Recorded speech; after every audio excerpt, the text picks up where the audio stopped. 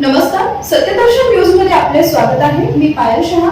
एक नजर टाकूया आजच्या ठळक घडामोडीवर. सोलापूर महापालिका निवडणुकीसाठी भाजपचा जाहीरनामा प्रकाशित. सोलापूर शहराला दररोज पाणी पुरवठ्यासाठी 892 कोटींची योजना पूर्ण करण्याला आणि आयटी पार्क सुरू करण्याला भाजपच्या जाहीरनाम्यात प्राधान्य देण्यात आलं आहे. सोलापूर महानगरपालिका निवडणुकीसाठी भारतीय जनता पार्टीच्या जाहीरनाम्यांचं प्रकाशन भाजपचे प्रदेश अध्यक्ष रवींद्र चव्हाण यांच्या हस्ते जामगोंडी मंगल कार्यालयात झाले.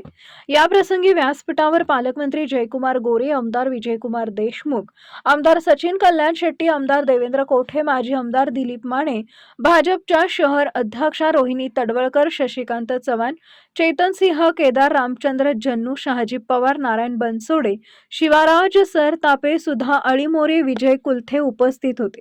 भाजपचे प्रदेश अध्यक्ष रवींद्र चव्हाण म्हणाले, भारतीय जनता पार्टीनं सोलापूर महानगरपालिका निवडणुकीसाठी जाहीर केलेल्या जाहीरनाम्यातील प्रत्येक गोष्ट पूर्ण करण्याकरिता भाजपा कटिबद्ध आहे. सोलापुरात आयटी पार्कचं स्वप्न पूर्ण होण्यासाठी मुख्यमंत्री देवेंद्र फडणवीस यांच्याकडे भाजपकडून मागणी करण्यात येईल.